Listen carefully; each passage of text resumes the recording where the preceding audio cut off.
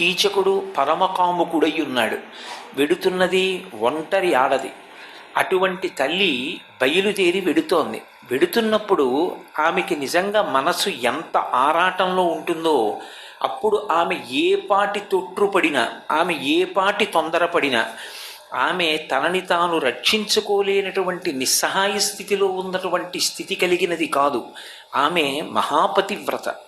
ఈ దేశంలో స్త్రీ తన యొక్క పాతివ్రత్యము చేత కొన్ని వేల సంవత్సరములు తపస్సు చేసినటువంటి పురుషుడు ఏ శక్తిని పొందుతాడో అంత స్థితిని పొంది పాతివ్రత్య వైభవాన్ని చాటి చెప్పినటువంటి నేల. అంతటి మహాపతివ్రత అయినటువంటి తల్లి కీచకుణ్ణి భస్మం చేయడం ఆవిడికి పెద్ద విషయం కాదు. కానీ అంతటి మహాబలవంతుడైనటువంటి కీచకుడు ఏ పతివ్రత చేతిలో మరణించాడు అన్న ప్రశ్న వచ్చిందనుకోండి, పాండవుల ఉనికి కనిపెట్టడానికి ఏదో ఒక ఆధారం కోసం వెతుకుతున్నటువంటి కౌరవులు పొంచి ఉన్నారు. కాబట్టి ఇప్పుడు ముందుకు వెడితే నుయ్యి, వెనక్కి వెడితే గొయ్యి. ఆవిడ పాండవులను వచ్చి సహాయం చేసి కీచకుడి యొక్క పీచమణచమని కోరలేదు. పోని తన పాతివ్రత్య శక్తి చేత కీచకుణ్ణి మట్టు పెట్టలేదు. కాబట్టి వేరొక మార్గం లేదు. కానీ ఆమె మాత్రం ఆ సంకటం నుంచి బయటపడాలి. గొప్ప ఆపద. ఆపద అంటే మన బుద్ధి చేత మనం దాటలేనటువంటి పరిస్థితి. అప్పుడు ఏ కారణం చేత బయటపడడానికి అవకాశం లేదు. ఆ తల్లి సుదేష్ణ మందిరంలోంచి బయటికి వచ్చి కీచకుడి మందిరం వైపుకి నడుస్తూ ఆకాశం వంక చూసింది. సూర్యభగవానుడు ప్రకాశిస్తున్నాడు. ఆమె వెంటనే ఆయన వంక తిరిగి ఒక నమస్కారం చేసింది. చేసి ఆవిడంది, పాండవులకేను తప్పని మనము కలదానినగుదునీనియో కమలమిత్ర, కీచకుని దశ నాకొక కీడు తెరువు కలుగకుండగా రక్షింపు కరుణతోడా అంది. దయతో ఓ సూర్య భగవానుడా నన్ను రక్షించు. ఏ కారణానికి రక్షించాలి? పాండవులకేను మనము తప్పక కలదానినగుదునేనినో కమలమిత్ర. ఓ కమలమిత్రుడైనటువంటి సూర్యుడా, నా యొక్క మనస్సు సర్వకాలముల యందు పాండవుల యందే ఉన్నది నిజమైతే, పాండవుల యందే మనస్సుండడము అన్న మాటకు అర్థం, ఆమె అడుగు తీసి అడుగు వేస్తే, ఆమె ఎప్పుడు ఏది ఆలోచన చేసినా నేను వాళ్ళ ధర్మపత్నిని కనుక నా యొక్క నడవడి చేత నా భర్తల యొక్క ప్రతిష్ట ఇనుబడించాలి తప్ప, ద్రౌపదీదేవి ఇలా ప్రవర్తించింది అన్న కారణంగా నా భర్తల యొక్క కీర్తికి కళంకం రాకూడదు, వాళ్ళు కష్టాలు మళ్ళీ పడకూడదు అని నిరంతరము నేను ఆలోచించేదాననైతే, నా మనసులో భర్తలైనటువంటి పాండవుల గురించినటువంటి ఆలోచనలు తప్ప అన్యపురుషులకు సంబంధించినటువంటి ఆలోచనలు ఎన్నడూ లేనిదాననైతే, ఇది ఎవరికి తెలుస్తుంది? కర్మసాక్షి కనుక ఆయనకొక్కడికే తెలుస్తుంది. అగుదునేమి ఓ కమలమిత్ర, ఈ కీచకుని దశ నన్నొక కీడు తెరవు ఒరయకుండగ రక్షింపు కరుణతోడా.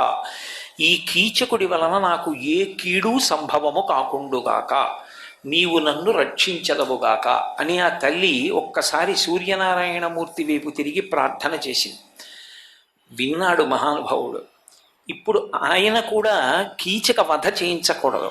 ఎందుకంటే కీచక వధ జరిగిందనుకోండి, సూర్యుడు అనుగ్రహం చేత కీచక వధ జరిగిన అంతటి మహాబలవంతుడు కీచకుడు ఏ సమయంలో చనిపోయాడు?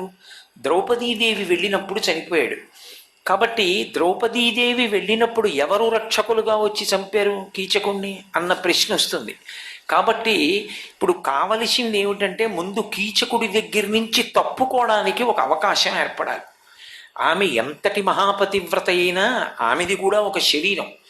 శరీరానికి బలం అనేటటువంటిది ఒక పరిమితితో ఉంటుంది. అందరికీ బలం సమానంగా ఉండడం అనేటటువంటిది ఉండదు. కాబట్టి అటువంటి స్త్రీ ఎలా కీచకుణ్ణి మట్టు పెట్టగలిగింది అన్న ప్రశ్న ఒకటి వస్తుంది. ఈ అనుమానం అనేటటువంటిది ప్రబలిందనుకోండి, ప్రబలిన ఉత్తర క్షణంలో కౌరవులకు పాండవుల యొక్క అజ్ఞాతవాస భంగం చేయడానికి కావలసినటువంటి అదును పట్టుకోవడానికి అవకాశం ఇచ్చినది అయిపోతుంది. కాబట్టి ఇప్పుడు ఈ ఆపద ఎలా తప్పుకోవాలి? కీచకుని వలన కీడు కలగకుండా నన్ను రక్షించు.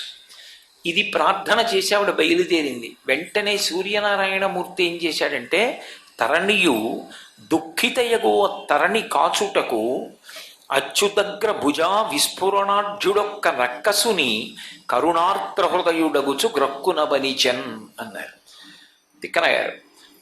వెంటనే సూర్యనారాయణమూర్తి ఏం చేశాడంటే ప్రచ్ఛన్న వేషంతో, అంటే పైకి కనపడకుండా, ఎవ్వరికీ కనపడకుండా ద్రౌపదీదేవిని అనుగమించి ఆవిడ వెనకాతలే నడుస్తూ వెళ్ళడానికి, ఆవిడ్ని రక్షించడానికి చాలా గొప్ప పరాక్రమంతో కూడుకున్నటువంటి భుజములు కలిగినటువంటి ఒక రాక్షసుండి పంపాడు.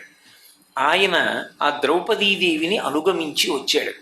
కీచకుడికి ఎవరు కనపడుతున్నారు? ద్రౌపదీదేవి కనపడుతోంది. ఆయనకి వెనక వస్తున్నటువంటి రాక్షసుడు కనపడలేదు. ఒక స్థితిలో వాళ్ళిద్దరి మధ్య వాదన జరిగిన తరువాత ఆమె తనతో అలా ప్రవర్తించడం దోషమో అని చెప్పినా సరే కీచకుడు ఆమె పట్ల ఏ విధమైనటువంటి గౌరవం లేకుండా తన యొక్క పరిధిని అధిగమించి ఆవిడ చెయ్యి పట్టుకునేటటువంటి ప్రయత్నం చేశాడు.